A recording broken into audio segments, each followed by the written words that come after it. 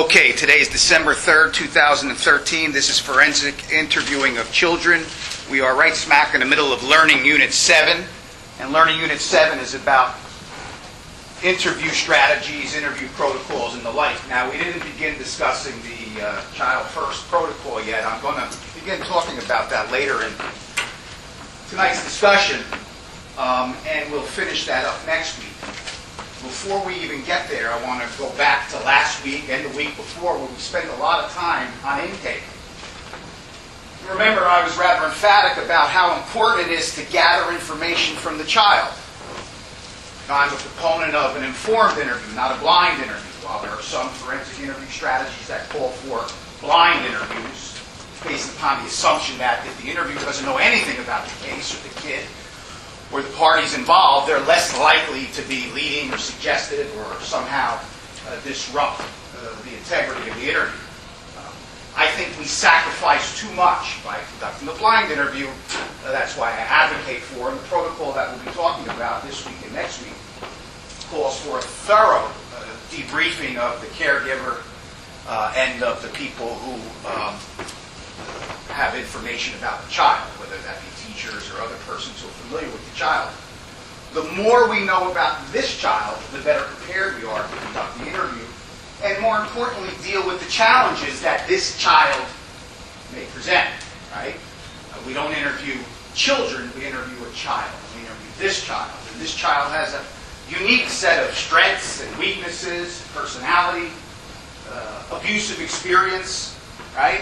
This child has gone through a very particular kind of abusive experience, and the level of that abusive experience can inform us about how we want to approach that child and whether somehow it might interrupt our ability to get information from that child. And the end game is you want to get the most information, the highest quality information, right? So what did we do? We looked at that intake sheet. We asked a lot of questions about who this kid is, who their siblings are, right? Whether they ever were interviewed before about physical or sexual abuse.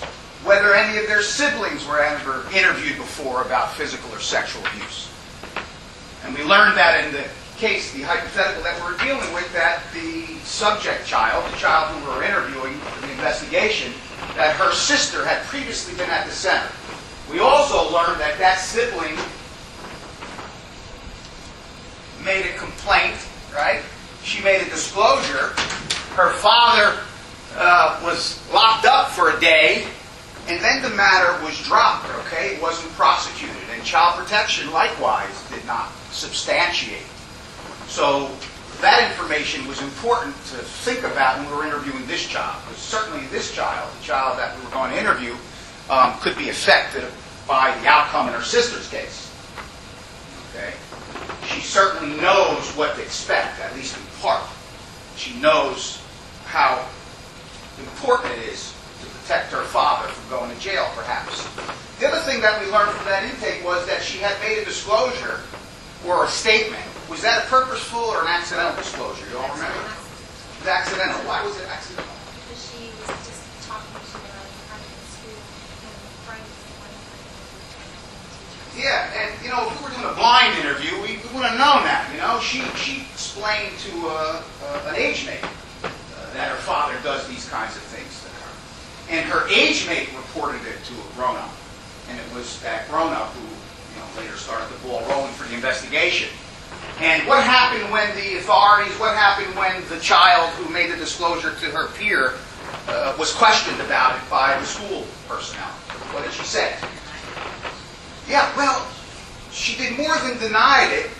She denied what? She didn't have a child. She said, I never even talked to my friend about this. That never happened. Not that I told her about some things my father does that are weird, but I never said he does that to me. She didn't even try to finesse her way around it. She denied completely that there was ever any conversation between her and the peer.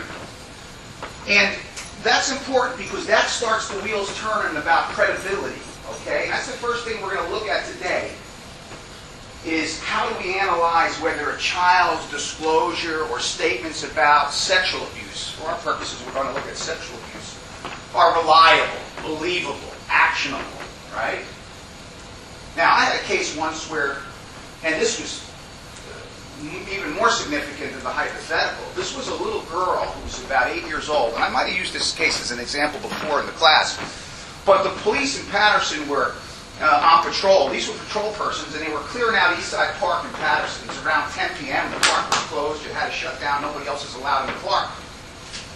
Patrol persons, they pull up in their patrol car, and they see a car off in the distance parked, and they think it's lovers or somebody over there necking or fooling around or whatever. So they just pull up to the car as they would on any Friday night when they were clearing out the park, and the car takes off.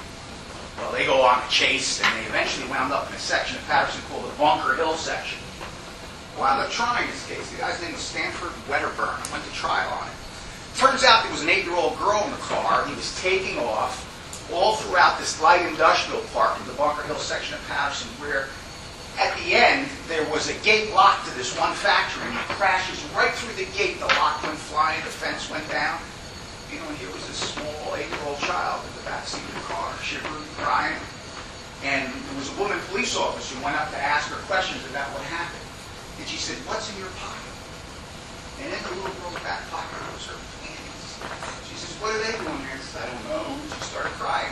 And one of the things she said, and I used this in the trial because it came out and it's important, and it's among the things that we're going to look at when we analyze how to size up the credibility of an allegation of child sexual abuse, because the deck is stacked against us. It just is, you know. It's typically the word of a child against a trusted grown-up about something that's well beyond their ability to express themselves about. And very rarely is there any corroboration, right? We know that. We've talked about that many times during the week, but during the weeks that we've been here. But she takes her panties out. That's pretty good corroboration. And she was asked what happened, and she said, "I can't tell you." And the woman police officers, "Why not?" I would have recommended that. She said, "Is there a reason?" "You can't tell me." But she says, "Why not?" Why not? She says, "Because Grandma's going to give me a whooping if I tell you what happened." And then on the street, late at night in Patterson, New Jersey, that woman police officer knew enough to continue talking to the child, build some rapport with her. And then the child eventually said that Stanford, who was her stepfather, was putting his, however she characterized it, I don't forget, putting his penis on her vagina in the back of the car. That's what was going on. He was arrested. The child was placed with DCPP, DIFAS at the time, and eventually there were charges filed and went to prosecution.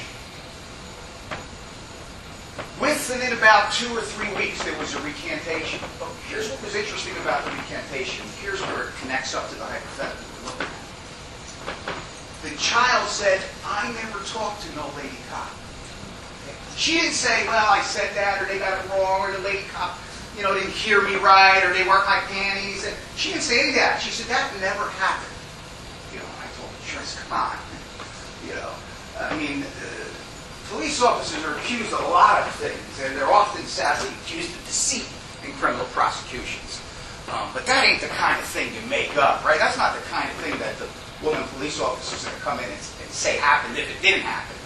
This was a 5 to 10 minute conversation, in the back of one of these industrial parks, where the police officer gave a lot of factual description about what went on.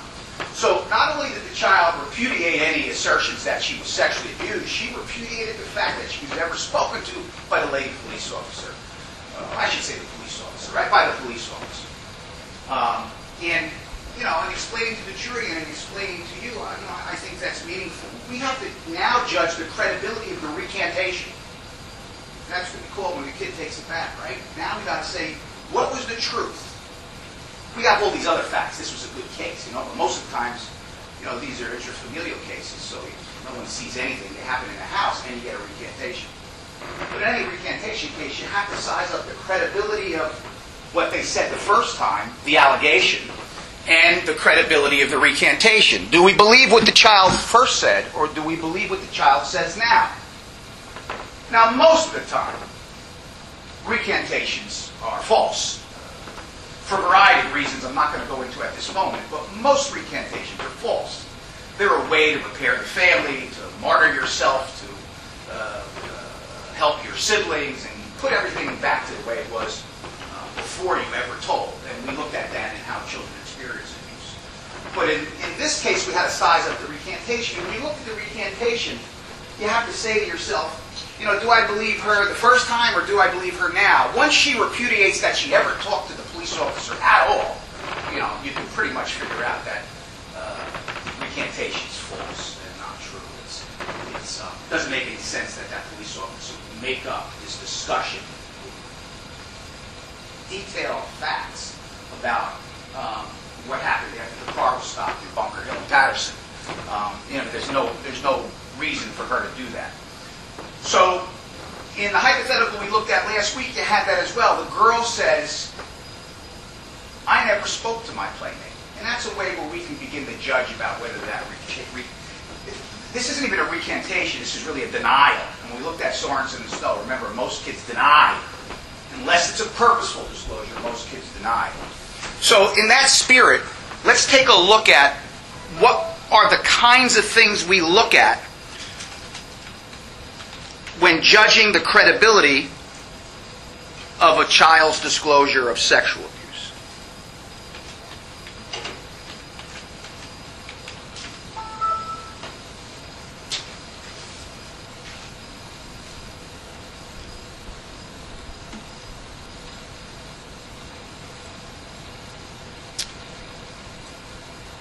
Now, this is something that we were going to do, but I eliminated the Learning Project 4. We're doing a different learning project. But here are some of the things that we look at. And the courts tell us to look at.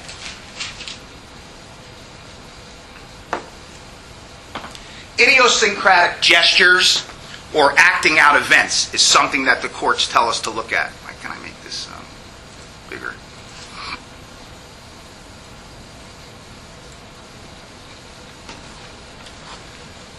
Gestures, acting out events, talking with your hands. I saw a silly YouTube video the other day about some Italian woman from the other side explaining what all these things mean.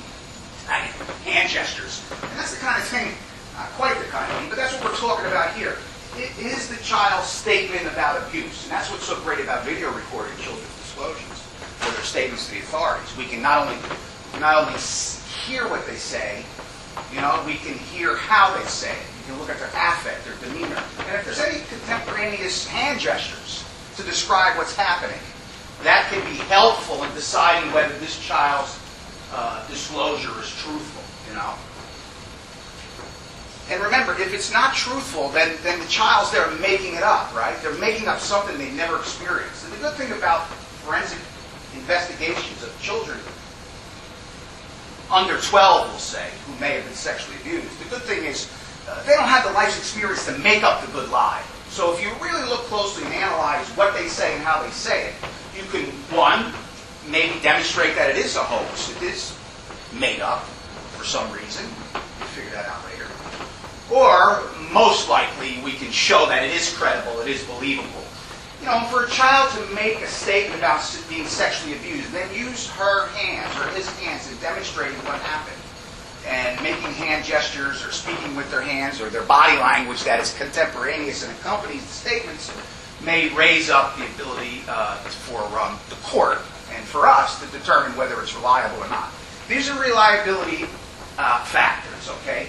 Developmentally unusual sexual knowledge. Give me an example of that. What do you think the court's talking about when they say, you know what, when you watch a video recording of a child who makes a statement, or you are listening to a mom, an uncle, a guidance counselor describe what the child said, pay attention to whether the child exhibits developmentally unusual sexual knowledge. What do you think the court meant by that? As a way to determine whether this child's telling the truth about what happened or made it up because they got into, dad's pornography and just mimicking it in some way. Go ahead. Things that a normal child your age would know about. Precisely. Like what? Like sexual acts. Yeah. Someone to help her out? Oral sex? Go ahead. Oh. Yes. Like the smell and the taste of like semen or something. Yes, exactly. That's exactly what we're talking about, developmentally unusual sexual knowledge, and I think we might visit that down here too. Let's see. It's another way of saying it. Terminology, unexpected of a child of similar age. Yeah, this is the more specific one. Developmentally unusual sexual knowledge might be about oral sex, right? Might be about the fact that there even is semen, right? The fact that there's, one of the statements or questions that I see from time to time that makes me cringe is, although it's leading, and sometimes you may need to ask this kind of leading question, but often, especially police officers, get to this right away. Did anything come out of his penis? Not the best question in the world, right? It's suggestive, right? It doesn't give the answer, but it suggests that something ought to come out of the penis. So if the answer is yes by the child, what did I express to you last week, I think it was, about when you ask a direct question, what do we follow it up with? An open-ended question. So, if the police officer or the interviewer pulled the trigger too soon and asked that question, well, Gabriella, did something come out of his penis? And she says, what would you say? Give me a good example of the question. Tell me about that. Tell me everything about that. Tell me everything you saw come out of his penis. Something like that. So if you ask a direct question, follow it up.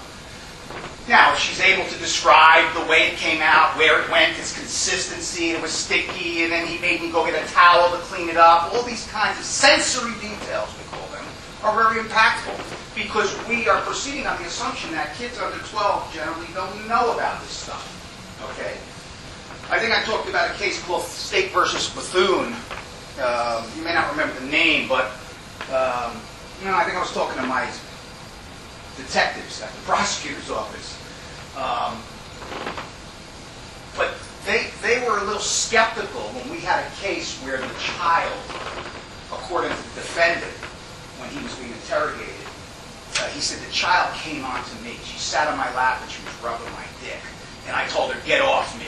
I would never do that to a child. That's what happened, though. She came on to me. And, my staff, as most people would be, and as I would be skeptical of one blaming the child, all right? That's never good, right?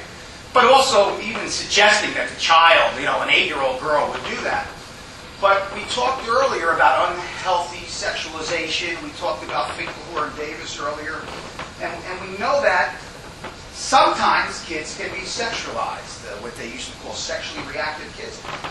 I would want to know if this kid has a history of prior abuse.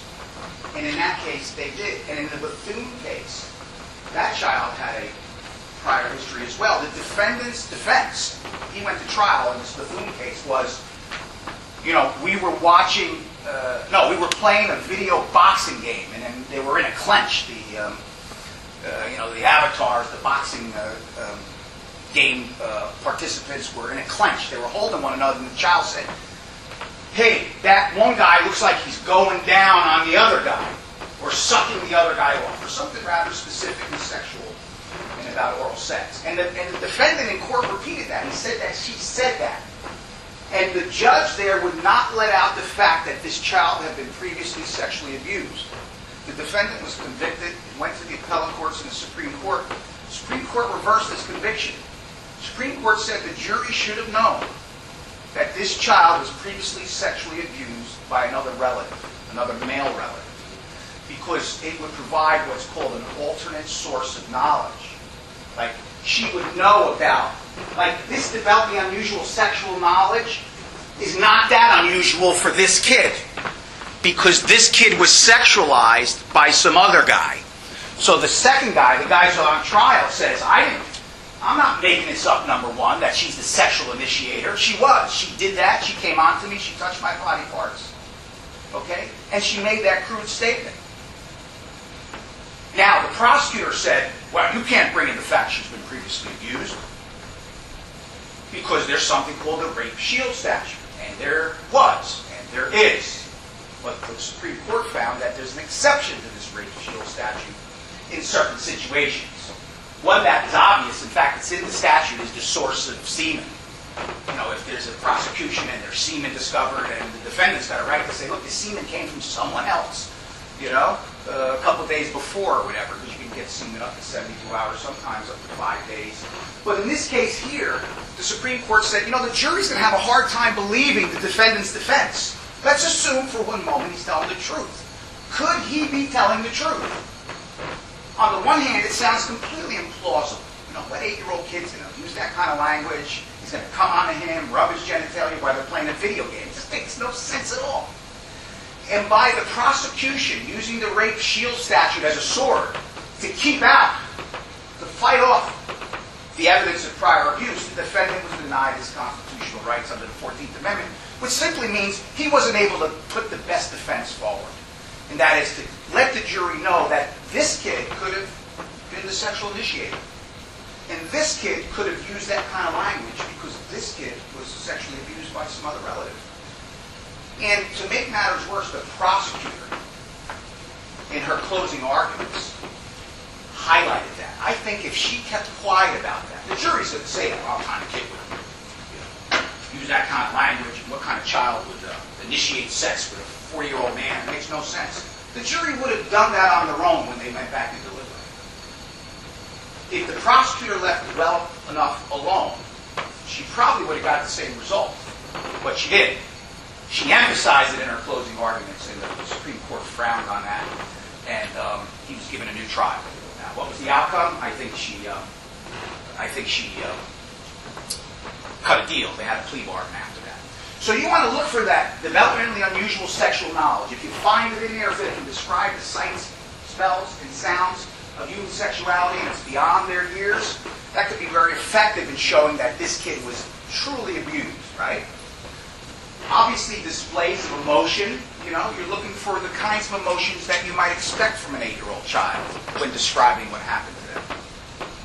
Yes? I have a quick question about the case you was talking about. Despite the fact that he might have been this child who initiated the sexual contact, shouldn't the adults have, stopped it? Yes, we're not.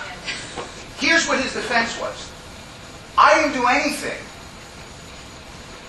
This is what happened, and I stopped it. This statement she made to people later on that says that I fondled her and that I had her fondle me, one of the allegations was he took her hand and put it on his penis. None of that's any true. We were watching the game, and I was as puzzled as this jury was. I was shocked by what happened. And I said, stop that.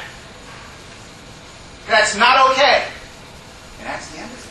I don't have mens rea. I don't have a guilty mind. I didn't do anything criminal. I didn't do anything amoral. I didn't do anything at all. Next thing you know, that event was turned into this prosecution. That's what the defense lawyer is going to argue, and that's what he did argue. But there's one thing he didn't do, that guy. That bury him then, he'll bury him tomorrow. But let's say that's all true. What did he not do? Tell somebody. Oh, really? So that's what happened? He was confronted with that. He was like, I didn't want to get her in trouble or some nonsense. It works a little bit with adolescents, I mean, you might even be able to sell it with a teenager or something. She's having a lot of problems. I didn't want to get her. Even then, you can deal with it as a prosecutor or a DAG. You can still say it doesn't make sense. He still should have told. But with an 8-year-old, it made no sense at all. It's illogical that he wouldn't go tell the mother that this child's doing this. Why would she get in trouble for doing that? It's something that needs an intervention, right? So, but he didn't win the day with that. He wasn't innocent because she was the initiator. In his mind and in his universe of facts, he was innocent because he didn't do anything. He stopped her immediately, and there was no criminal act on his part.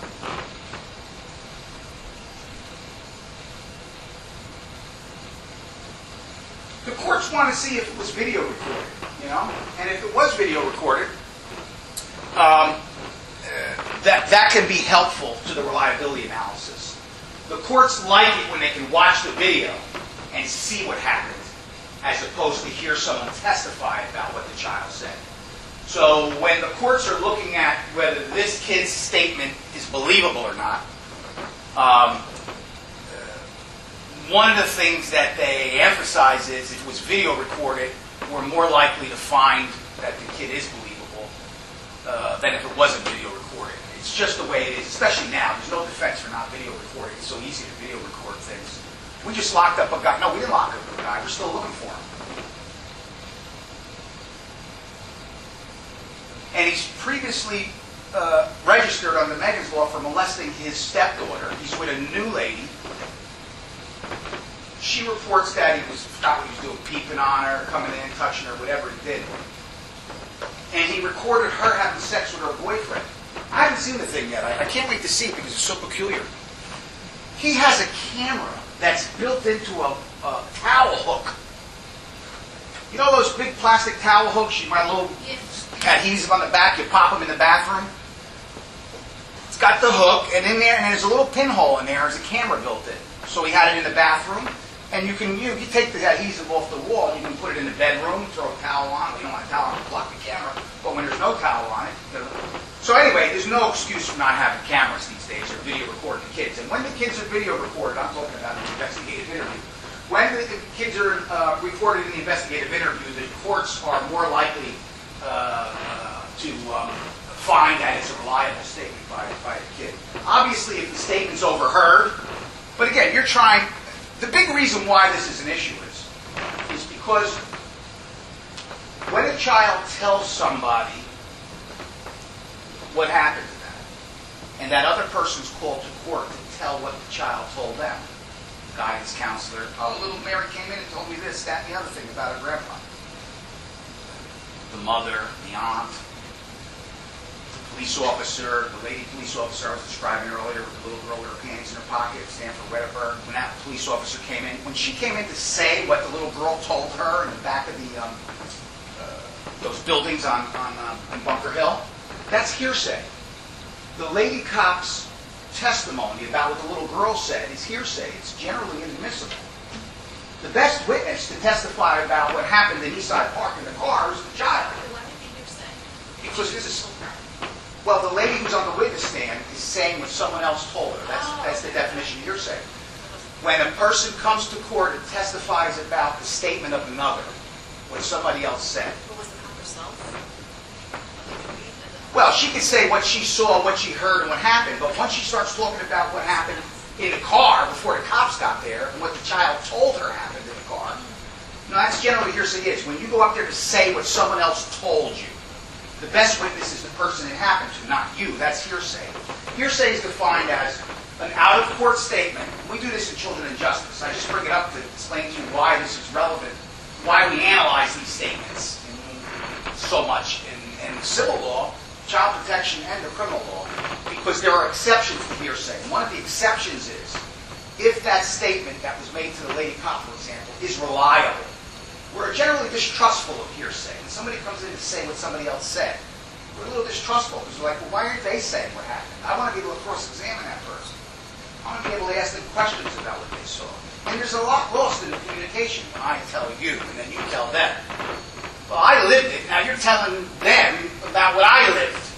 So it's problematic. But some statements, even though they're hearsay, are considered pretty reliable. The statements of kids under 12 in our state about sexual assault are considered to be really reliable.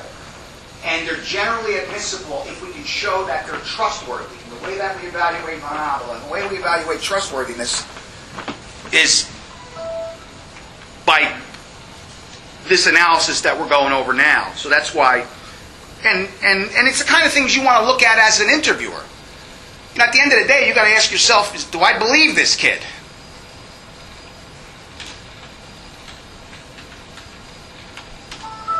Go ahead. I'm sorry. I just wanted to ask, what about, excited utterance?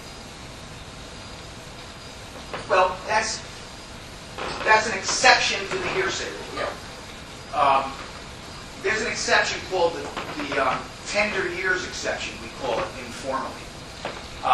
There's the dying declaration. There's statements against interest. There's about 30 exceptions. And the one you mentioned is an exception to the excited utterance. Where somebody's like, oh my God, that guy just shot a guy in the head. I just seen it. Oh my God.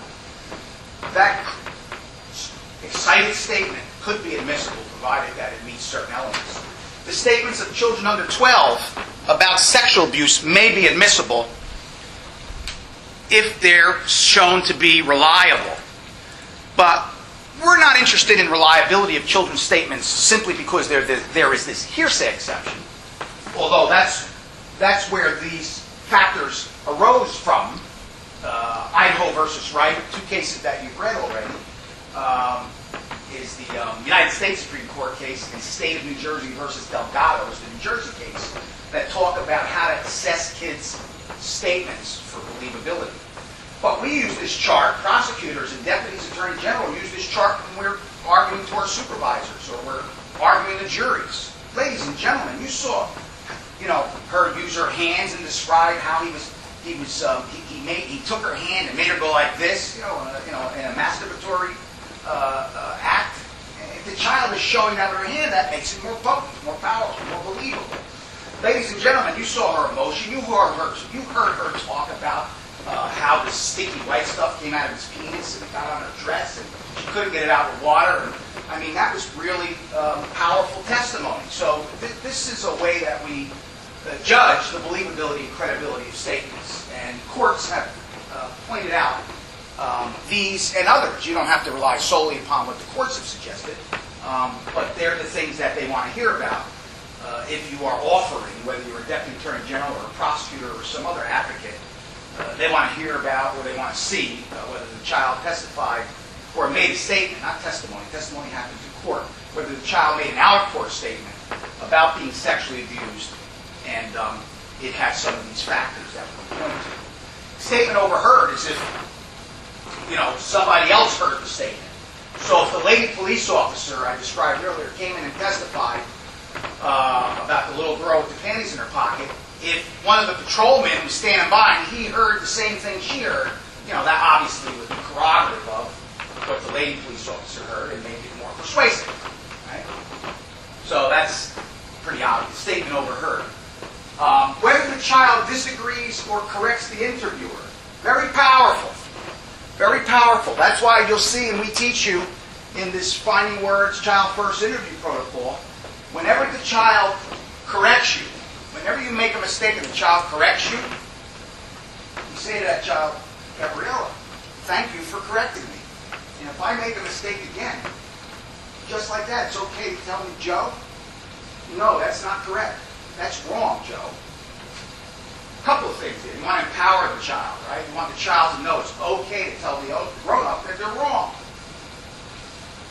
The other thing is you want to highlight the fact that this child did correct you, because it is a powerful antidote to the argument that the child is being misled or the child's statements are the product of the interviewer's suggestion. If the interviewer is so suggestive, how come the child didn't bite there? How come the child didn't say, yeah, that's correct? When the child corrects the interviewer, okay, that is very powerful evidence of the reliability and trustworthiness of the child's statement. It demonstrates that the child is not going along with whatever the interviewer says. That the child is stopping the interview and saying, no, that part's wrong. And anytime a human does that, it adds credibility. Wait, that's not correct. This is the way it happened. Okay, so now the assertion, even though it might be in their interest, the interviewee's interest, to say or agree with the interviewer, they don't agree with the interviewer. So anytime the child corrects or disagrees with the interviewer, especially a little one, it can be very persuasive and very powerful when analyzing reliability. Would you purposely ask the question that wasn't incorrect, or that wasn't... You have a devious mind. I'm teasing. You know what? This happens with suspects too, because the moment I joined the prosecutor's office, the first guy that I was cross-examining who made a confession, or at least a partial confession, who made a statement, said, well, I have none of that happen. They just made me sign it. I didn't say those things. I said some of them, but I didn't say them all, and I only said that because they forced me to sign it. So the first thing that I did back then, intuitively, and that we all do, prosecutors and DAG, we look at the statement, look for areas, because when you're done with it, back then it was a written statement. You say, are there any mistakes? And then the accused bad guy goes through and you say, all right, cross it out and put your initial next to it and fix it. So that's the thing you show the juror. Oh yeah, we shoved it down his throat. How can we correct it? Question 16, question 23, question 36. And he put his initials next to it. We shoved that down his throat? then when we asked him whether it did X, he denied that. That would have made the case a lot better for the prosecutor. If we were making it up, why would we not put it in better? Why wouldn't we put in a more inculpatory statement, a statement that shows he's even more guilty? Why would we only give ourselves half the role? So there's a lot of ways to deal with the statement that supposedly was shoved down the suspect's throat. One of the things I had thought about was, and we debated this, and I did do it. I instituted in our office, I told my detectives I always want you to make a mistake in the pedigree, what we call the pedigree. And it was, I thought about this long and hard because they're vulnerable.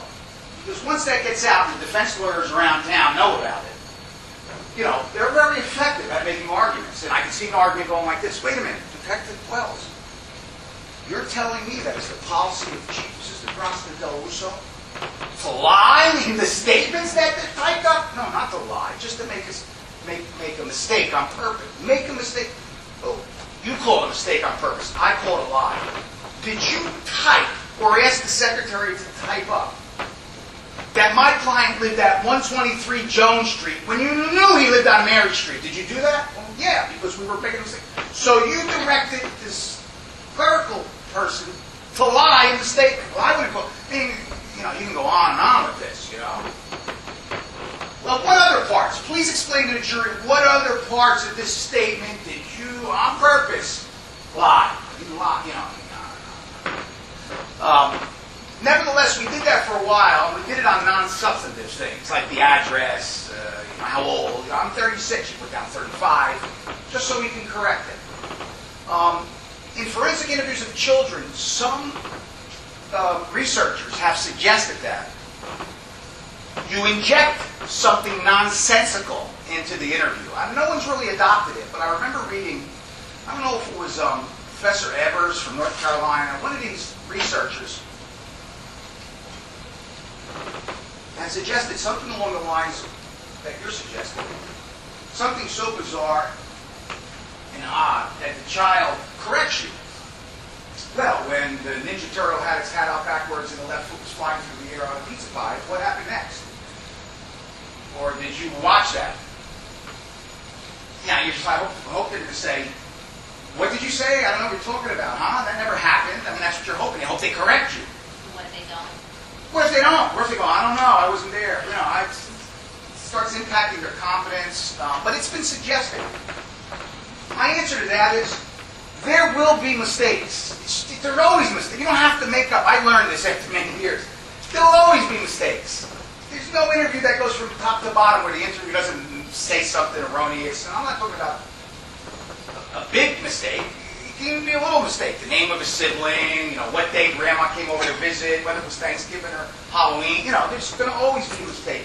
We don't have to create mistakes. There almost always is. And if there's some mistake-free interview, then so be it. But it's very rare. Almost always the child will correct the interviewer at some point in the interview. And the key is to recognize that as a forensic interviewer, right? And tell the child, thank you for correcting me, and if I make a mistake again, it's okay to stop me and tell me you don't understand or you made a mistake or something like that.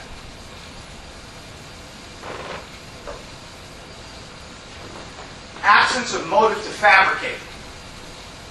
Well, I gave you an example of one of the hypotheticals we use in the finding words training. A girl is at the carnival, and one of the carny guys that has a little petting farm says that there's other baby goats in the back tent. Why don't you come with me and look at them? And she takes the girl in the back tent, and he molests the girl back there. Okay, and then she makes this disclosure. What's her motive to fabricate, right? Now, even where it's a parent or a sibling or somebody that's near and dear to the child, what's their motive to fabricate? There's no reason in God's green earth why this child, would make up a false allegation against her father or her brother. These are people she loves and lives with. What's her motive to fabricate? One thing I teach the detectives when they interrogate a suspect and they bring that person in, sooner than later, get them to say that the kid's a good kid and they have no bad blood between the kid and him. Or sometimes the mother of the kid is a principal in the equation. It's a defendants, oh, the mother put these ideas in her head just to get me back because of this, that, or the other thing. Who knows? You fill in the blank. Well, that can be a very effective argument to a jury, to a fact finder. You know, she doesn't like me for some reason. Well, I've learned over the years that more often than not, you don't hear that until it's time for trial or weeks after the arrest. At the time of the arrest, they ain't thinking like that. So the first thing you want to do is establish that there's no bad blood between him and the child or the child's people, we'll call them, mother or whoever's, on the child's side. You don't have any bad blood between you and, Cynthia Priscilla. There's no bad blood between you. No, you guys get along, right? Oh, yeah, no, we get along cool. You guys are totally cool with one another, right? You didn't even talk about sexual abuse then. You establish that the relationship between the suspect and the child and the people that are probably allied with her are good. They're all on good terms. Because rest assured, if you don't do that, and it comes time for trial, many months later, usually years later, that defendant's going to come up with some story about how he lent her money or how they had a fight in college or how this happened and she hates me with a vengeance. There will come up some bad blood, some animosity between the suspect, the defendant now, because he's going to trial, and his child's people. And they'll make it up. And it's almost impossible to diffuse in a courtroom. Well, then you start trying that thing. You start trying to prove that she really doesn't have that much animosity towards him, and that thing is overstated, and you get derailed. So a good thing to do is right away when you're interrogating a suspect is to say, you guys are cool, right? And they'll say yes, because 99% of the time they are. And if they do have a beef with one another, get it on the table now. Figure out what it is. If there's a beef between them, maybe it is retribution. Maybe it is manufactured. You got to follow up on that. 99% of the time, the accused, the guy being interviewed, is going to say, no, we're cool. I don't know why she's making it up. Okay? Lack of motive to fabricate. So you want to show that the child has a lack of motive to fabricate. My first example to you was the carny with the petting zoo. Why is she diming him out? Why is she accusing him of a crime? She has absolutely no motive to fabricate. Which means that her assertions, her statements, that's what we're doing, sizing up the believability of the child's statements, should be believed. That makes it a little bit more persuasive. Lack of motive to fabricate, obviously the mental state of the person making the statement, the child. If it's a child who's special needs, who has some kind of cognitive disorder, that they have problems remembering stuff and expressing themselves because they have, some mental health issue, well, that's a problem. On the other hand, if the child is, high functioning and, does well in school, that's something that you put on the positive side of the ledger. Spontaneity. Spontaneity is important. Okay? Spontaneity is important. Spontaneity is the opposite of a statement that was the product of suggestion or leading questions. Spontaneity is the kid just spitting it out. Leading questions and suggestion is when the questioner does all the talking and the child just agrees or disagrees. So spontaneity is real important. Okay? I give an example of what I call Dr. Grandma, and this isn't really about fresh complaint statements, but it can apply equally to the notion of spontaneity. Gabriella's in the tub. She's 3 years old, and Grandma's bathing her. Grandma doesn't trust, at all, little Gabriella's mother's boyfriend. Cynthia's got this new guy, Jerry. And Grandma knows that her daughter, Gabriella's mother, makes the worst choices in men. Every guy she's gone out with has been a lowlife. Never makes good decisions when it comes to men. And her daughter, Cynthia, made a big mistake with this guy, Jerry, too. He's a bum. And she heard at the beauty parlor that Jerry touched the kid in North Carolina. She heard it. One of the ladies heard it from someone else that he touched the kid in North Carolina. And she knows that he smokes pot. Okay? And sometimes people have said that you can get a nickel bag or a dime bag off of Jerry. She knows all that. She knows her daughter's reputation for all this stuff. All of her boyfriends have been jerks and bums. Don't don't trust any of them and doesn't trust Jerry. So when Gabriella during bad time was alone with Grandma, now, this ain't a bad knock on grandmas. Grandmas are the salt of the earth, man. If it wasn't for grandmas, there'd be a lot more badness in this world. This grandma's doing the right thing. She cares for her granddaughter immensely. And she says, as she does every time she bathes Gabriella, has anybody been messing with Grandma's stuff? Huh? Anybody been messing with Grandma's stuff? And she's washing her between her legs on her vagina. Messing with Grandma's stuff? That's right, Gabriella. Has someone been messing with Grandma's stuff? No. Nobody messing. What about Big Jerry? Big Jerry? Yeah, Big Jerry messing with Grandma's stuff? Big Jerry messing with Grandma's stuff. Did Big Jerry mess with Grandma's stuff? Uh-huh. Grandma's stuff, Big Jerry messed. Giggles. Did Big Jerry put his finger on Grandma's stuff? Big Jerry's finger on Grandma's stuff? Yes, that's what I'm asking, Gabrielle. Big Jerry's finger on Grandma's stuff. That's the end of the equation. Here's the report to digest. Gerardo Pasillo, a known drug dealer who has a history of molesting children in North Carolina, digitally penetrated Gabriella Pasillo during bath time. Grandmother got the disclosure. You know, it sounds silly, but in real life, it happens. Not exactly like that, but sometimes like that. Close to it. Now, I didn't make this thing up, this grandma stuff. I had grandma stuff case. More than one grandma stuff. Not always expressed as grandma stuff. But I'm like, what is this? What is grandma stuff? You know what I'm talking about. I don't know what you're talking about, grandma stuff. On the other hand, you compare that with Aunt Christina. Aunt Christina is sitting on the couch, and she's sitting there with 8-year-old Daniela, and Daniela and her are watching this movie about sexual abuse. And Aunt Christina can see that Daniela seems upset and quiet, and usually she's animated and effervescent and always talking and won't shut up, but she seemed a little sullen. So Aunt Christina says, "Everything okay, Daniela?" Daniela says, "Yeah, everything's cool, Aunt Christina. Because you know you could tell me anything and I will help you if there's anything." "No, nothing's bothering me. It's all cool." "Okay."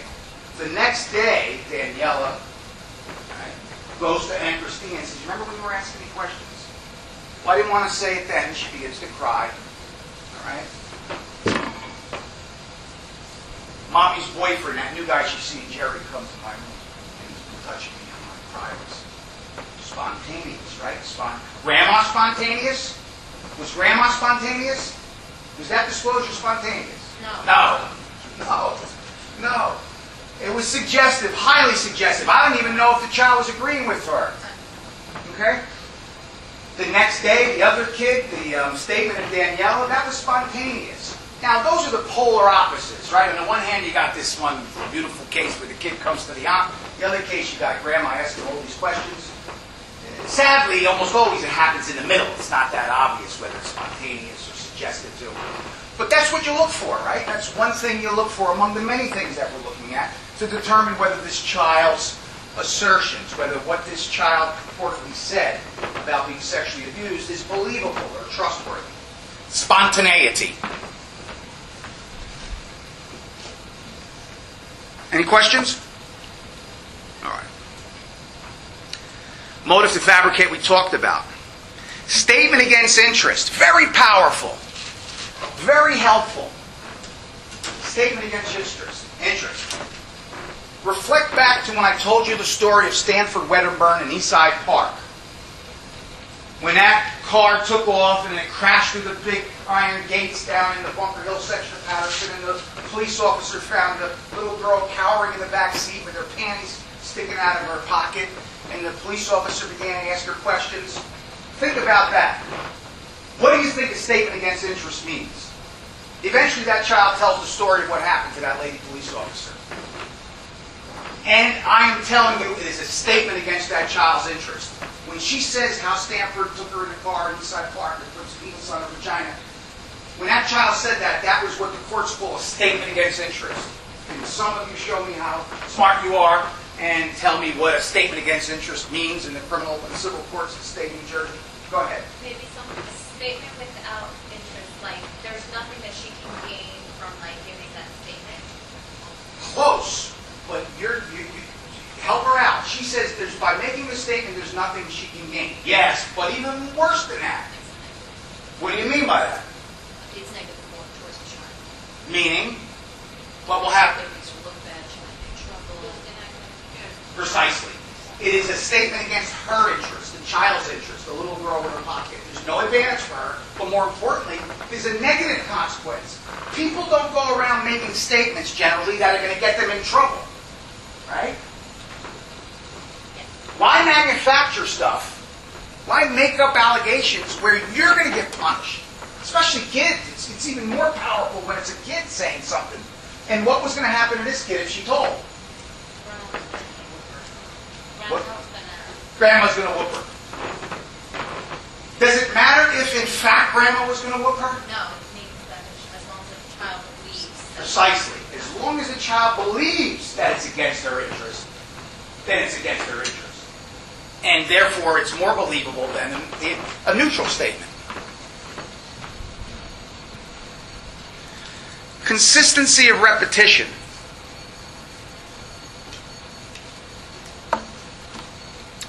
What we mean by that is, sadly, sometimes kids are interviewed 3, 4, 5 times, even in 2013. Many years ago, they used to be interviewed 6, 7, 8 times between the time they first told and by the time it makes it to the courthouse. But even today, they may have told the guidance counselor, and then they told the DCP&P worker, and then they came to the prosecutor's office, and then they told the prosecutor's detective. That's a great case. Only 3 people the kid told. It's a great day when the kid only had to say the story 3 times. However many times the kid had to say the story, we look for whether it's generally what? Consistent. So consistency makes sense, right? And it's important. And the way to do that is to look at what the child said about what happened. Now, you worry about if it's too consistent. If the same words are used in the same sequence, then you worry that it might be made up, right? You look for some inconsistencies. Every person, when they restate something that they experienced, is going to say it a little bit differently. If their statements mirror one another 100%, then I'd be skeptical. So consistency is important, but too much consistency is, a time to pause and to see what's going on.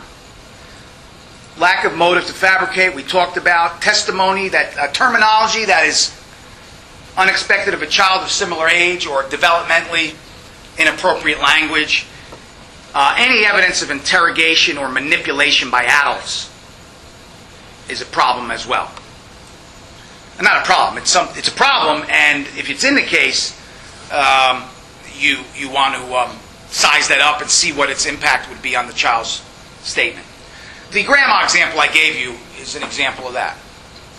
Excuse me. Well, grandma's not interrogating the child, okay? And she's certainly not trying to manipulate the child. In my hypothetical, grandma's not trying to manipulate the child, although sometimes people do. But that wasn't the sense I was trying to communicate with that grandma hypothetical. But she was kind of interrogating the child. She was being assertive and repetitious, not letting the child answer, plus she was biased. She had it in her mind that this Jerry was guilty to begin with. He was a bad guy. She's the worst person in the world to be interviewing that child. And that is consistent with the Sam Stone. Sam Stone was when the kids were biased. Here the interviewer's biased. Any questions about reliability analysis? None at all?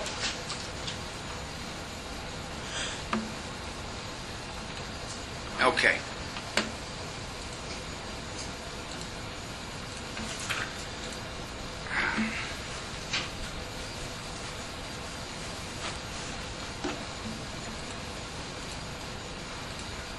Let's see. That. And we want.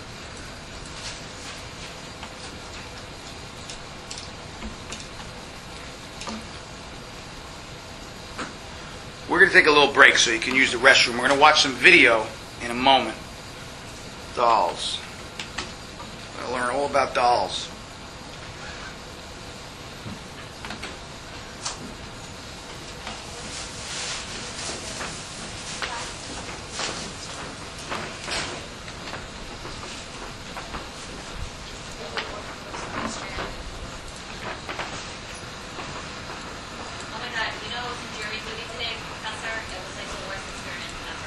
What county?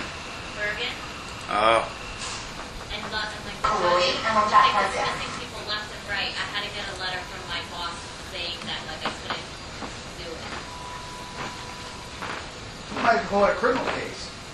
It was a civil case? Oh, yeah. A car accident or something? No, it was a doctor that was getting sued for malpractice. Oh. Yeah, you get a lot of those because of the He didn't diagnose like the cancer that he had. Okay, we're back. It's again December 3rd, 2013, forensic interviewing of children, and I want to talk about the use of anatomical dolls in forensic interviews. Next week we're going to talk about the child first interview protocol. We're going to talk about it from the beginning, introduction and rapport building, right through the end, and what we call closure. And those steps are used in nearly all forensic interviews where you rely upon the child first interview protocol. Sometimes you may need to use anatomical dolls, which we use as a prop to help kids express themselves. You do not use anatomical dolls in every case, but sometimes you might need anatomical dolls. Now, one of the articles that you read was by a woman named Laurie Holmes, and I'm going to talk about her article and how to properly use anatomical dolls in child sexual abuse forensic interviews.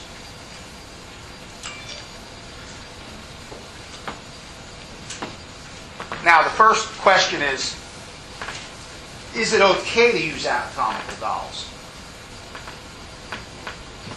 There was a time where there was a backlash against the use of anatomical dolls.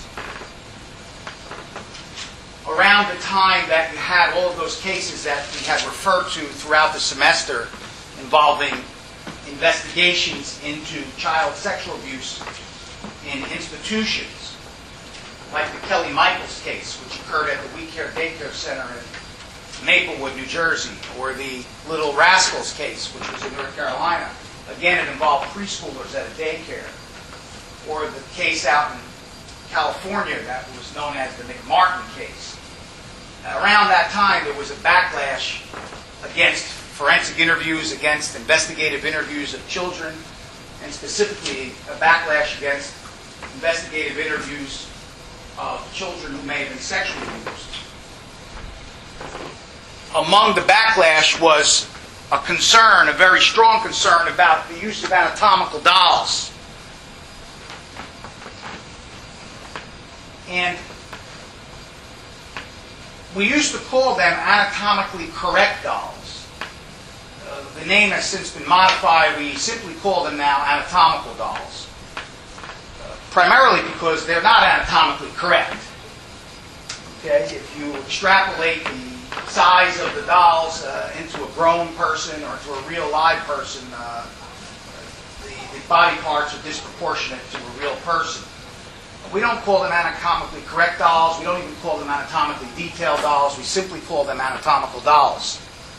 And among the concerns were that the dolls are suggestive, because the dolls have body parts. They have the sexual parts.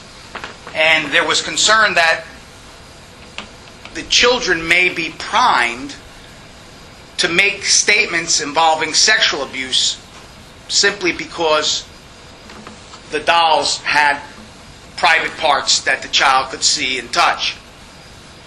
Now, I'm showing you on the big board what the dolls look like. This is from a company called Teacher Bodies. This is a family set. You can get the dolls in different sets. You can have extended family where they have grandparent dolls, nuclear family dolls. They come in different color shades. Caucasian dolls, what are Latino dolls, Latin dolls, Spanish dolls, dolls that represent African Americans, Native American dolls. There are investigations that go on in Oklahoma, Minnesota, and Nebraska where they do investigations that may involve sexual abuse of Native American children. So this is an example of just a family, a mother and father, and a boy and a girl. And the other image shows you what the dolls look like when the clothes come off. You can see the boy doll and the girl doll have genitalia, as do the grown-up dolls as well, the body hair and such. One thing they don't have, although they have fingers, they don't have toes, which they probably should have. It's one of the continuing criticism of the dolls.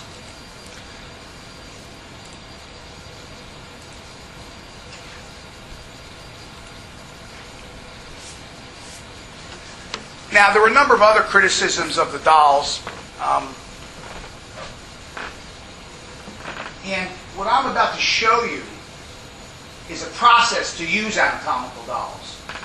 And if you use dolls appropriately, they can be very helpful in facilitating children's statements about sexual abuse.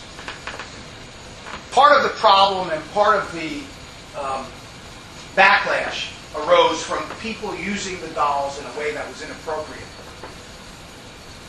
Among the most inappropriate ways to use anatomical dolls was to allow children to engage in free play with the dolls. That is, the child goes in a room, they introduce the dolls, and the children manipulate the dolls without any guidance, without any questioning, without any prior statement about abuse, and then eventually the child manipulates the dolls in a way that looks like human sexuality of some sort, and people were drawing inferences from the children engaging in free play with the dolls. That's not an appropriate use of the dolls, and we don't use dolls that way anymore. What we do use is dolls in a process, okay? You can see in the article, Laurie Holmes makes the observation, it is important that both the child and the adult are capable of using the dolls. That's the first step in the process. You have to make sure that the adult has been properly trained, the interviewer has been properly trained in using the dolls, and that the child is capable of using the dolls. But what we mean by that is the child able to make what we describe as the representational shift. We learned early in this class, this semester, that children, especially preschoolers, can be very egocentric. They find it difficult to see themselves outside of their own body. And if you cannot see yourself outside of your own body, it's going to present problems if you're trying to use the dolls as a prop or as representative of yourself and or other people. And we call that the representational shift. Now, at about ages 3, maybe 4 years old, kids can begin to make the representational shift. They can begin to see themselves outside of their own body. They can begin to see that the doll represents a person. It could be them, or it could be their father, their mother, or cousin, whoever the persons are that are involved in the inquiry.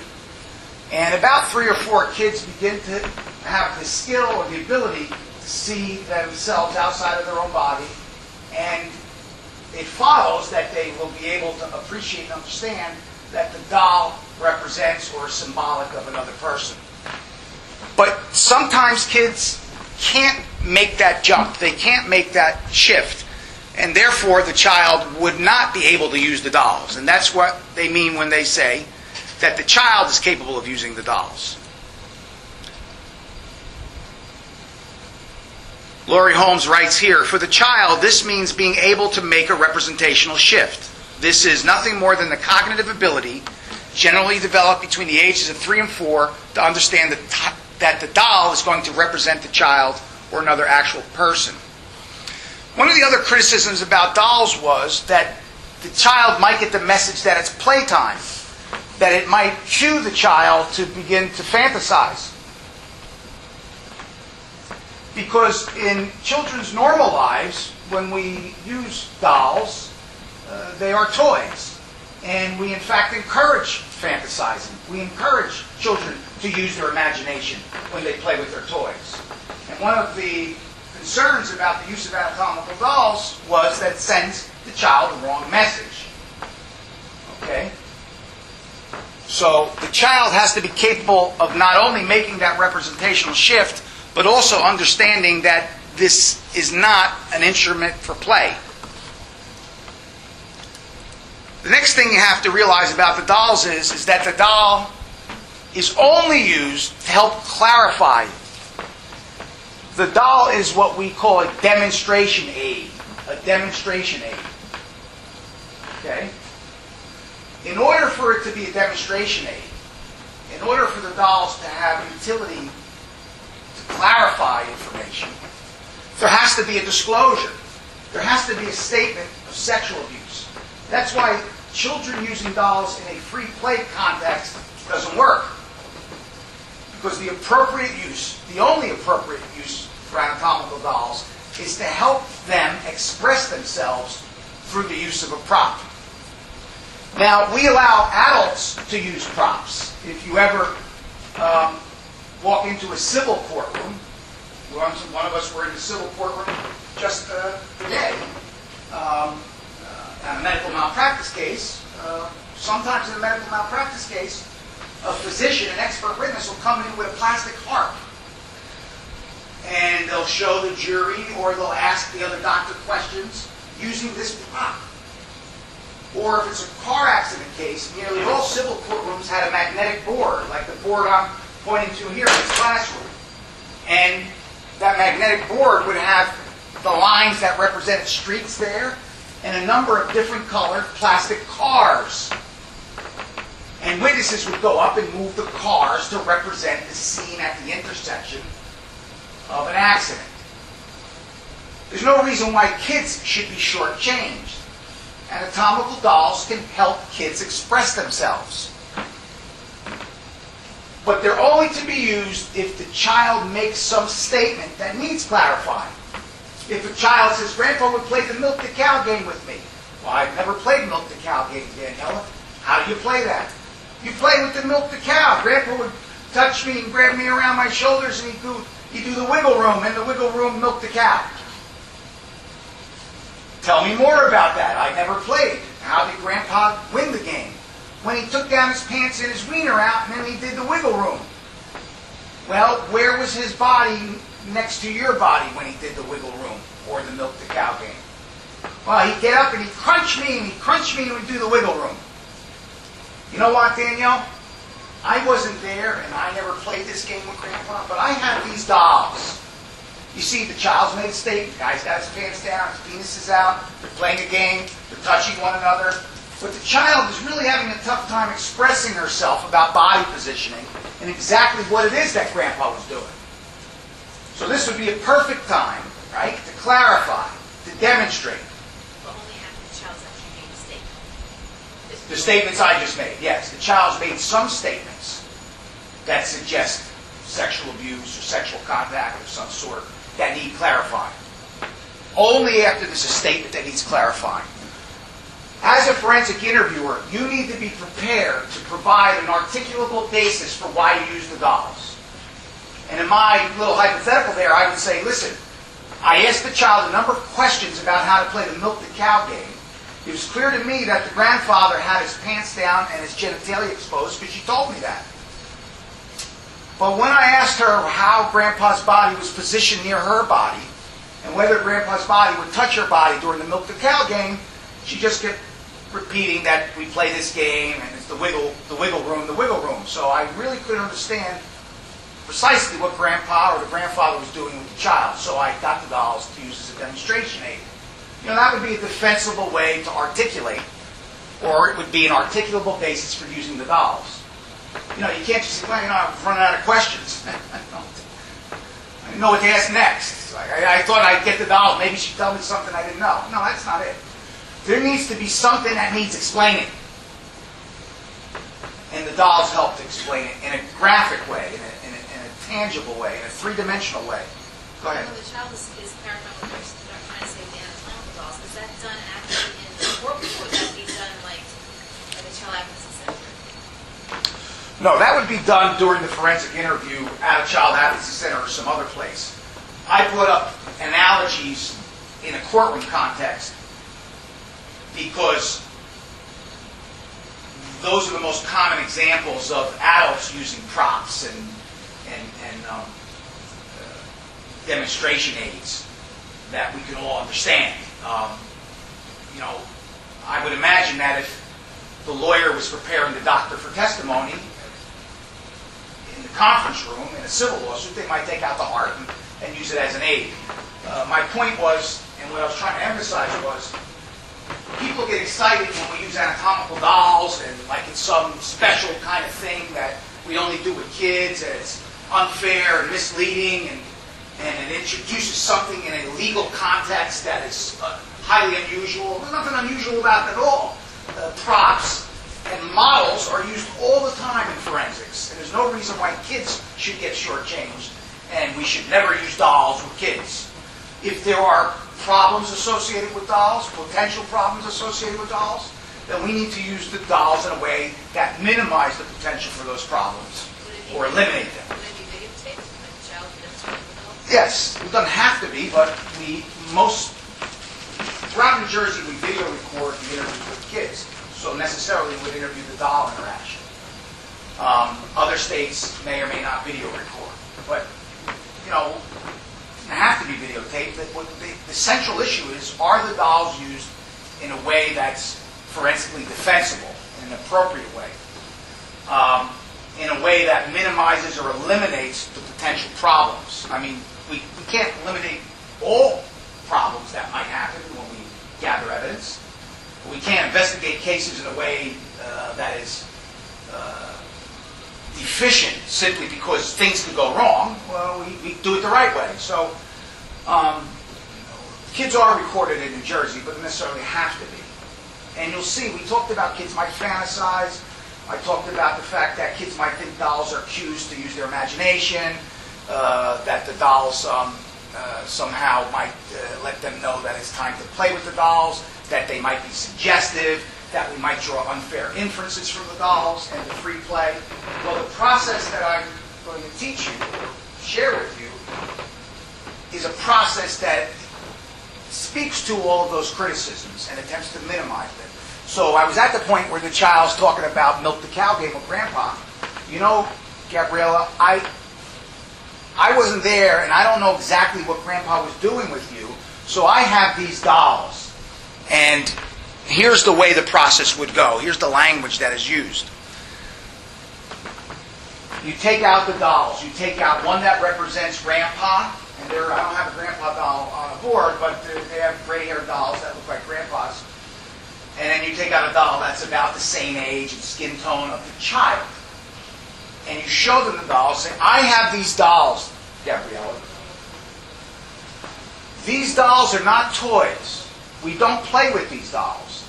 These dolls help me talk to kids.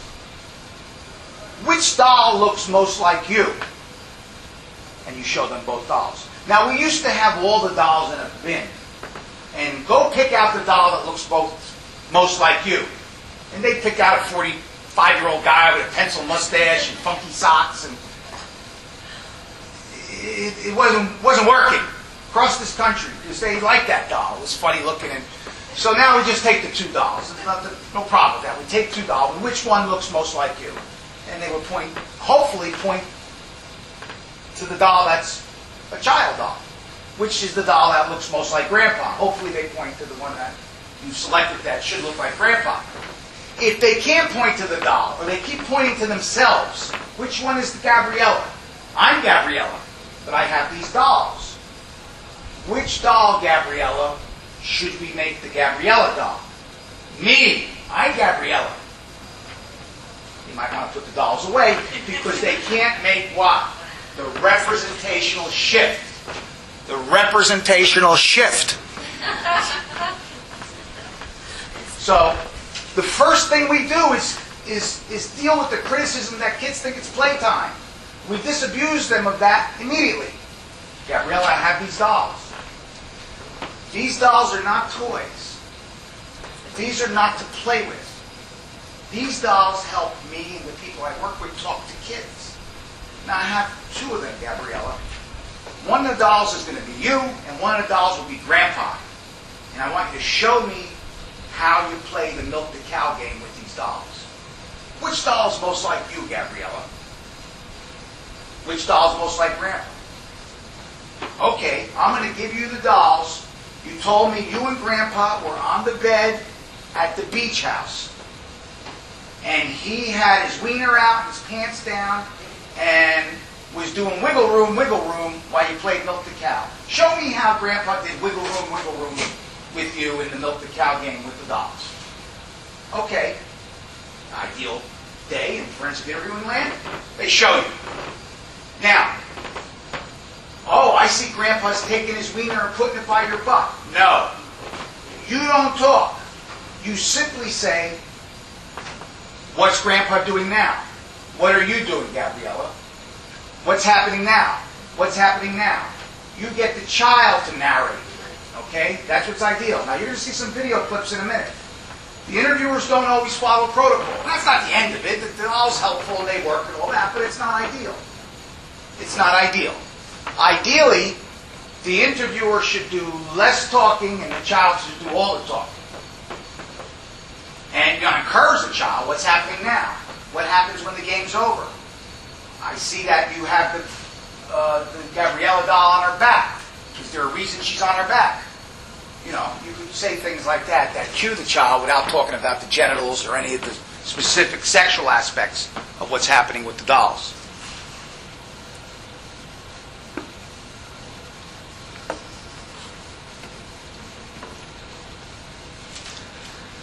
Laurie writes, most forensic interviewers have experienced a moment in an interview where a child is making a verbal statement, but it does not seem to make sense. And then she goes on to describe a case that she had where the dolls were used for clarification.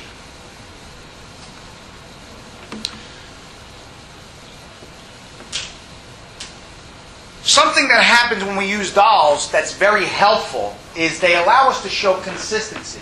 They're not designed for that.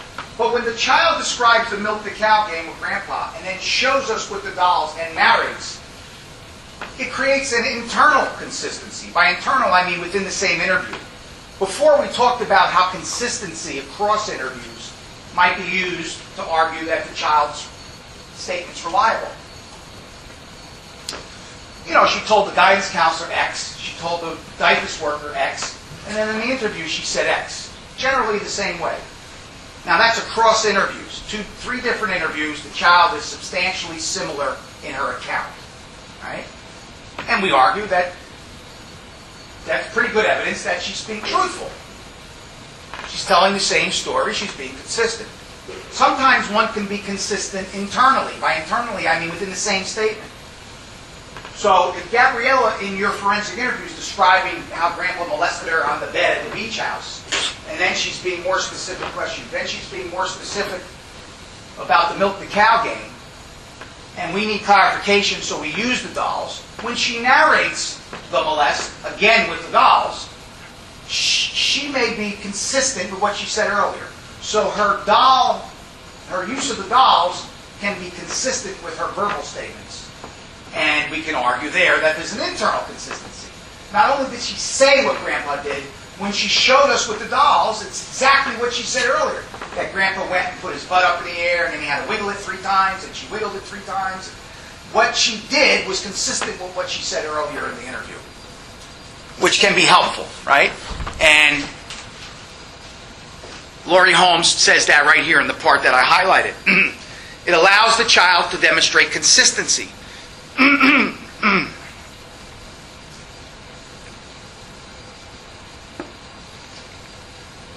Another thing that allows the child to do is distance themselves.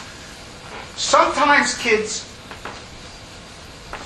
will be too traumatized or find it too difficult to say what happened to them. And if they do say it, they only say a little bit of it. The dolls allow them to distance themselves from the molest. Okay? And that's what Laurie Holmes is talking about in the next paragraph about the use of dolls. Allowing the child to distance from his or her own body. Sometimes kids try to show on the interviewer or on themselves. They start taking their clothes off. Well, the dolls allow them to do that without anything funky happening in the interview, okay? Sometimes kids, and we've seen this many, many times, where kids want to whisper it. Tell me what happened next. Oh, I don't want to. Can I whisper it to you? And they'll whisper in the interviewer's ear. And then they'll tell the interviewer, tell them eventually, listen, I need you to say it out loud, but thank you for telling me that you don't really want to talk about it. Sometimes they want to write it down. Can I write it on the board? That allows them to distance themselves. Anything's admissible, right? As long as it's admissible. It's not inadmissible because they wrote it. Yeah, it would be fully admissible. If it's not inadmissible for some other reason, it's hearsay or something else. But the fact that it's written shouldn't matter. And the fact that they're manipulating the dolls is admissible. The jury can draw inferences about what's happening and what the child's doing with the dolls. But kids do that all the time, where they try to distance themselves. We want to hear what they say. We're not going to just let them write it all down. We want to hear what they say. But if that allows them to get it out once, to practice a little bit, if you will, that's okay. Or if they want to whisper it first and then say it, that's okay. My point is, you can appreciate how kids will do that. You know, even when we were kids, you broke something in the living room or something. I would write my mom a note. I broke the vase. I didn't want to tell her. It was easier to write it, go hide in my room, kind of distance myself from the disclosure of what happened to the vase. Well, this happens necessarily with the dolls. It allows the child to show what cannot be said.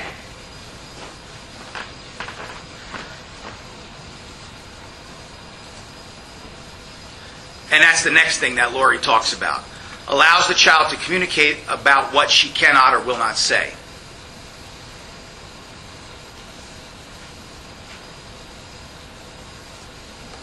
We present the doll fully clothed to the child. We let the child take off their clothes. We go through that process, which is most like you, because that is about the representational shift. Once in a blue moon with a real small child, you might use only one doll, because 2 dolls for a 3-year-old might be too difficult cognitively. They might not be able to use 2 dolls. It's just too much brain work for them. So you might use 1 doll. And it's going to be the doll that action was performed on. If the grandpa licked her, or put his mouth on her, or his hands on her, or in her, so then you're going to use the little girl doll. If she had to do something to grandpa, then you're going to use the grandpa doll, if you use only 1 doll. But that's a judgment call for experienced forensic interviewers. But I just want you to know, we always use 2 dolls, except once in a blue moon. Once in a while, you might use 1 doll. And when you're done with the dolls, you don't toss them in the back or whatever, or put them on the floor. When you get up to go get something, you squash them. Remember, they're taking it serious. We want them to take it serious. They're not toys, but we don't want to squash grandpa's head when we go to shut the light. When we're done with the dolls, we put their clothes back on respectfully, or if we don't put their clothes on, we say, we're going to get them dressed later, and you put them back in the bin or the place where you got the dolls. You treat the dolls with respect.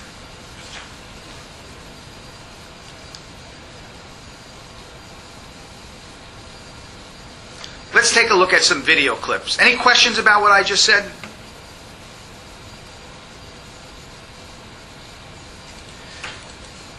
Now, here's something else about the dolls and why I'm a big advocate for anatomical dolls. I really believe, and there's research on this, the jury's still out about it. There's 2 different ways like people remember stuff. But there is the theory, and there's not consensus in the field yet, in psychology, that we remember things verbally and words, and we remember things symbolically in images that float through our head. I always remember like football practice. It was very traumatic for me. I hated football practice, and I hated football, but I did it for a number of years. And I remember what the coaches would say, what I had to do, what the lessons were, and when the practices were, and all of the verbal stuff, the words that made up my memory of football practice. But in my mind, I also remember the vision of the coach, looking up at him from laying on, you're down there, you're doing push-ups, and you're doing other kind of maneuvers on the ground. And the coach is walking by you, you can see the boot. I remember those events by the symbols and sights of that awful experience. Okay, the smell of the grass as your head's down in it, the noises, the cars off in the distance. So we remember things in words, but we also remember things in images, where we have verbal memory and symbolic memory. Memory as a collection of words, and memory as a collection of symbols and images. And I truly believe that the dolls pull for that symbolic memory. okay, they're very concrete. They cue kids' memories in a way that's more potent and more powerful than words alone. We can ask a question about football practice, or we can use the dolls to simulate the football practice. Or we can ask questions about the molest, or we can use the dolls. And I believe that the dolls, because they're tangible, because you can hold them, because they're three-dimensional, that they take the child back to time and place. And that's different from simply asking a question. I think when you ask the question, what was Grandpa doing when he played the Milk the Cow game, that's one thing. And you can get some information that way. But I think that when you give them the dolls and have them reenact the Milk the Cow game with the dolls, that it pulls on a different part of the brain for a different kind of memory. And different details are remembered. And different information is remembered because you're taking the child back to time and place as they reenact it. When we watch these video clips, you'll see, I believe, evidence of that kind of memory retrieval.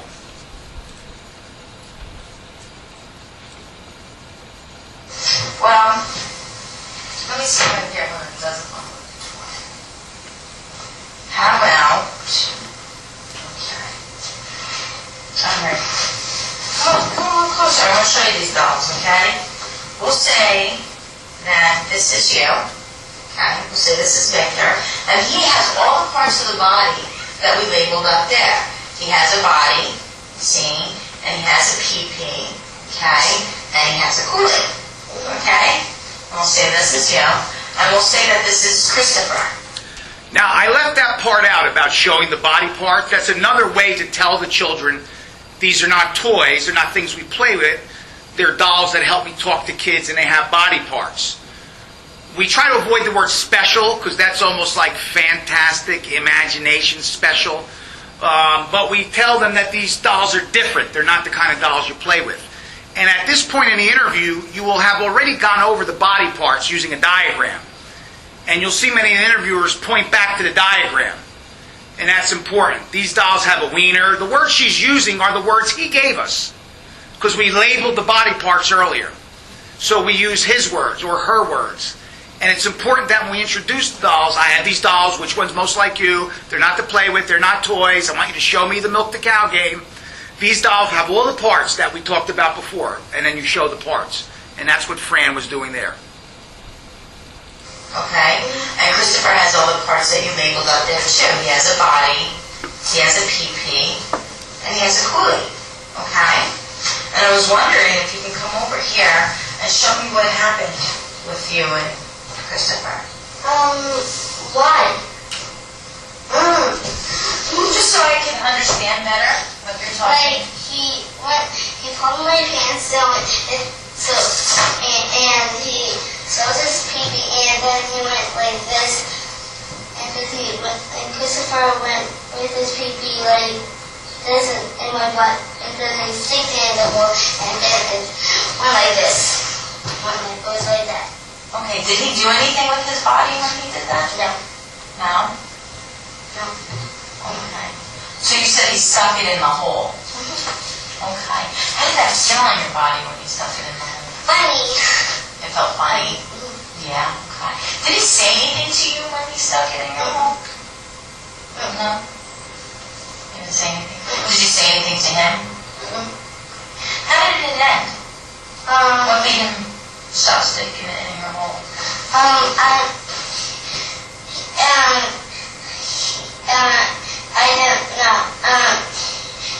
don't know. I think I forgot that. I forgot. Okay. That's alright. Alright. And you said that he had pulled down his pants. I'm wondering, how did his pants get down there? Now, I want to point something out to you. Remember I was suggesting that using the dolls pulls for different kind of memory a moment ago, right?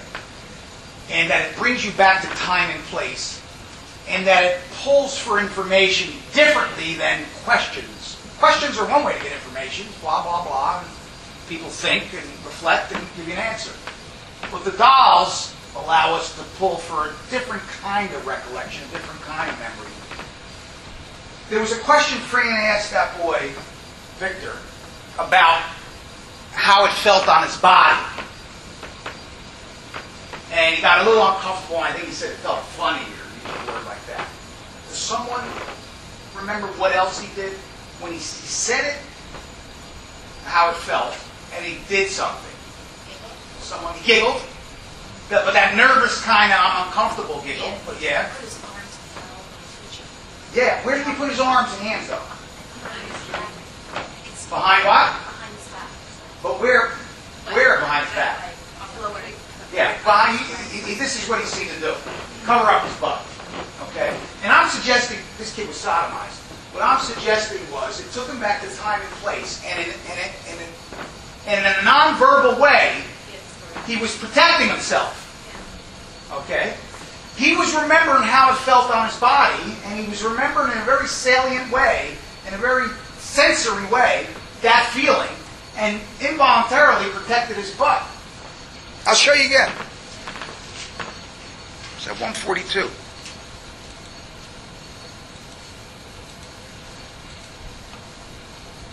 Body when he stuck it in the hole. Funny. It felt funny. Yeah. Okay. Did he say? And he shows his pee-pee, and then he went like this, and Christopher went with his pee-pee like this in my butt, and then he sticked it in the hole, and then it went like this. It was like that. Okay. Did he do anything with his body when he did that? No. No. No. Okay. So you said he stuck it in the hole. Okay. How did that feel on your body when he stuck it in the hole? Funny. It felt funny. You see what I'm talking about? Did he say? Yeah. Now you'll see more examples of that in a moment. How did it end? What made him stop sticking it in your hole? I don't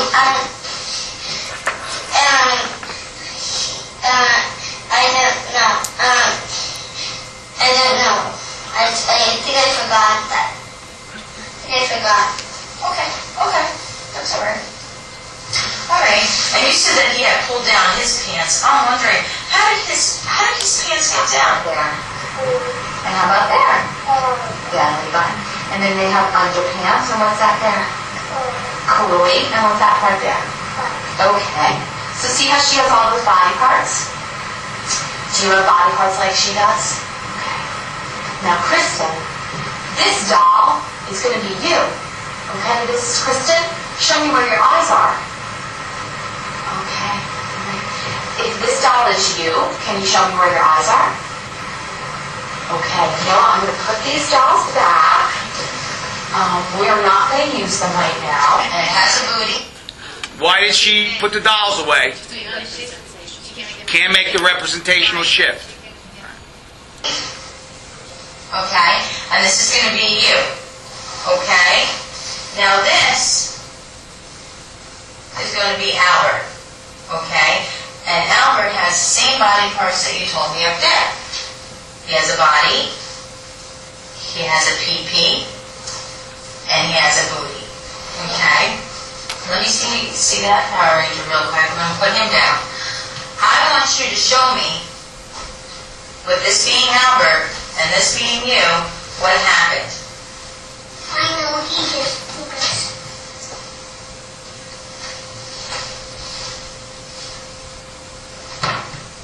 He did that with his hand? What does that mean? That means that it's bad. I told you already. So you're saying Albert just took his hand and did this? He took my head and go like this. Take my head and go like this. Go like what? Go like this. Okay. I'm wondering, what was he doing with his head? Where was he putting your head? Right there under his pee-pee. He was taking your head and he went like that. Show me what happened. He'd do like this and go like this and go like this. Did you see his pee-pee? Did you see his pee-pee? Yes, I did. What did his pee-pee look like? It It's like I was doing that. Yeah. And that he would be laying on you. That little boy, Jacob, describes what Albert made him do, right? He's describing an act of fellatio. He's describing an act where Albert made Jacob perform oral sex on him. And he's showing us with the dolls, right? We all witnessed that. But there was a detail there that he demonstrated with the dolls that I challenge anyone to argue to me that he would have offered if we simply asked him questions. What did he do? How did Albert interact with Jacob? Albert's the molester. Jacob's the victim. How did Albert interact with Jacob during the fellatio or the oral sex? What did he do to his body? What did Albert do to Jacob's body? He's aggressive, but how was he aggressive? What did he do? That's a conclusion. How did he make him move back and forth? With a hand? Yes. He put his hands behind Jacob's head and pushed his head up and down on his penis, right? Remember we looked at the reliability analysis about idiosyncratic sexual detail. You know, we talked about semen and we talked about the oral sex and things that are beyond little kids' understanding of human sexuality, right? They're age inappropriate. Well, sometimes they're obvious things like semen and things like that are very tangible and very well known here. But that detail, which is common to human sexuality, is common to fellatio, where one partner takes the other partner's head and guides the head up and down. Okay, how would he know that? Where would that come from? Can you imagine asking Jacob, and tell me what happened next? Well, then he pushed me on my knees, and he took both hands and put them behind my head and guided my mouth up and down on his penis. Do you think words would ever get that assertion from him? Do you think you would get that detail through words alone when asking a 4-year-old to give a narrative about what happened? Very difficult. And what I'm suggesting is when you go back to time and place, little details, little oddball details will come out because it's a different way of remembering stuff. Okay? Just like me seeing the boot next to my eyeballs as I'm laying on the ground in football practice. For whatever reasons, he's remembering the guy taking the back of his head and pushing it up and down on his penis, which is an idiosyncratic sexual detail. It's part of, in some cases, the human sexual experience for people to do that, which he wouldn't know unless he lived it. Now, if those two kids don't convince you, I want you to write down and look at the odd details of human sexuality that Alana talks about when she describes her molest. When she describes what happened to her, she describes it in a way that's beyond her years, beyond her innocence, but that is uniquely sexual. Yeah, what if... Well, you know what? I have some dolls. They're not dolls that we play with, though. Okay? They're dolls that kids use to show me about what they're trying to tell me. So I'm going to get the doll, and you can just show me what you're talking about. A boy and a girl. Yes. We'll try and find the most like you and your brother. That's a girl? This is a boy. Okay? He doesn't have blue eyes. I think that they all pretty much have blue eyes except the ones with darker skin. Okay. So this is probably most like, okay, most like, you saw his body parts and he used any part of his body parts. You can just show me with this doll, okay? Yeah, they do. These dolls, they're just like you and me. Why does their tongue stand? Because sometimes kids need to show me about some things that happen. So take you first. That's Alana. Show me about how you're in bed. Alana, did this ever happen any place other than your bedroom? Okay, where else? My grandma's house and upstairs in my brother's bed. Okay, let's stay right now talking about in your room, and then we'll talk about those other things, I okay? have to touch my bed. Okay. Stomach. You're on your stomach? Okay. Then he made his pants are Sorry. They don't fit too good. You're laying on your stomach when this happens? I could be laying like this, I could be laying like this, I could be laying like this, but I'm Okay. usually laying on my stomach. You're usually laying on your stomach, okay. And that's Frankie. And then he just comes in my room and wakes me up. But Then he like flips me over. He takes the covers off my he went. So I have to like pull up my dress. Show me about how it happens. He was like, hey, this is my nightgown.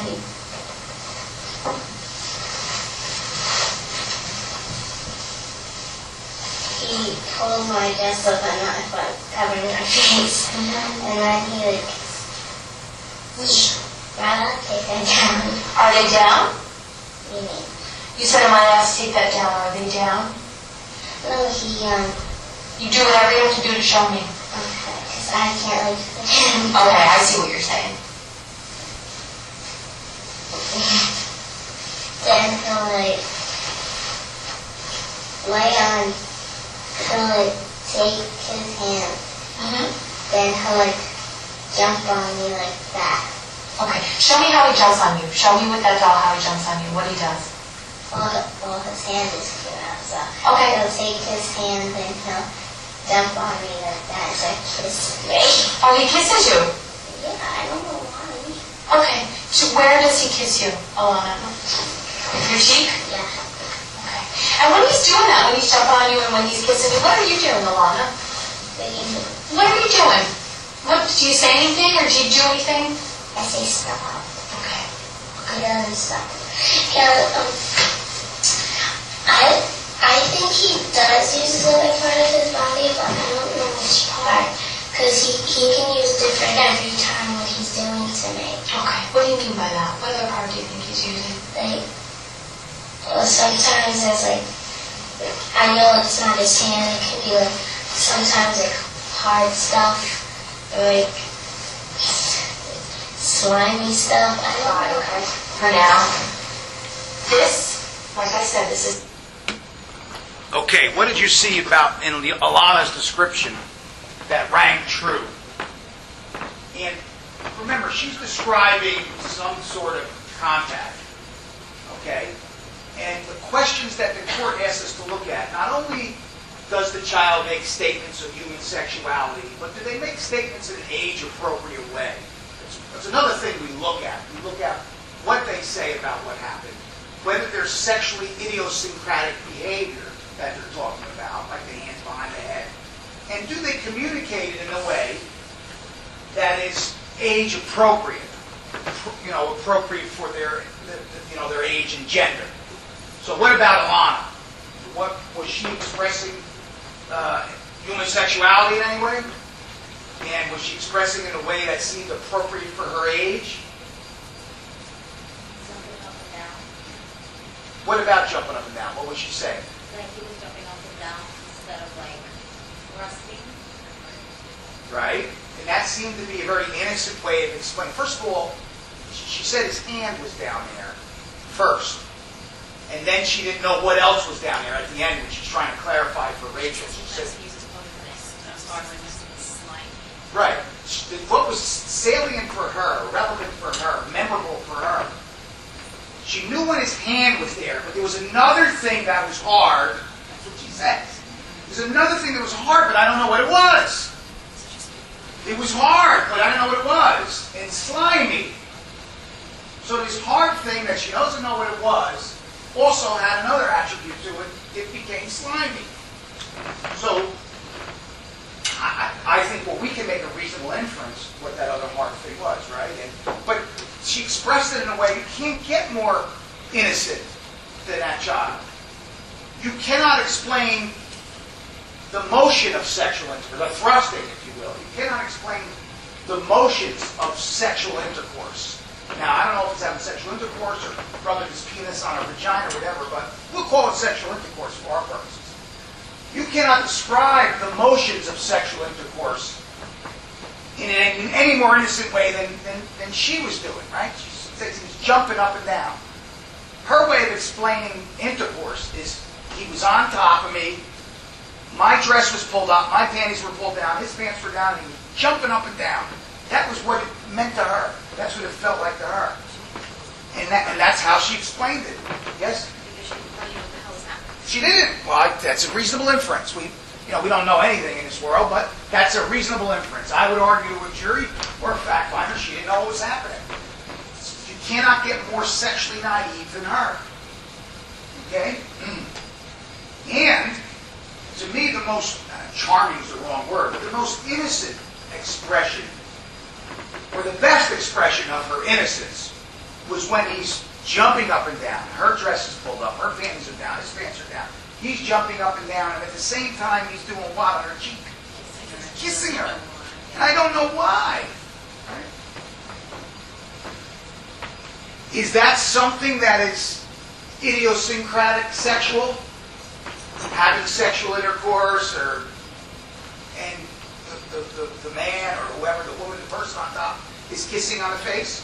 Is that something that happens in human sexuality? You know, kissing on the face? The point is, it is something that happens in human sexuality, right? But it's something that she doesn't have a grasp for.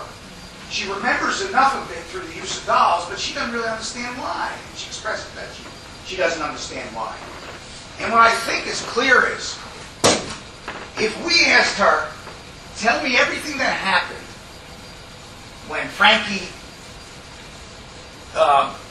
touched you in a way you didn't like in your bedroom on the bed that day, from start to finish, I really don't think she would say, well, then he pulled my panties down, he pulled my shirt, nightgown up, then he got on top of me, and a hard thing was pressing up against me, and he was jumping up and down, and at the same time he was jumping up and down, contemporaneously, he was kissing me my cheek, but I really don't understand why.